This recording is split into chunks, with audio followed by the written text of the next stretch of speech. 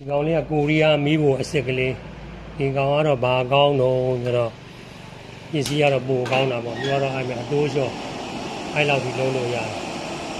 ကိုရီးယားမီးဖို့လေးပါသူကတော့မီးသူကဘယ်လောက်ကြတော့သူကတော့2 သိန်းကိုရီးယားမီးဖို့ဒါလေးကလည်းကိုရီးယားမီးဖို့အစ်စ်ကလေးပဲဒါကတော့ဘူးသေးလေးနဲ့ချက်တာအသေးလေးဘူးလေးကတော့နောက်မှထွက်နေတယ်သူကတော့တရုံမီးဖို့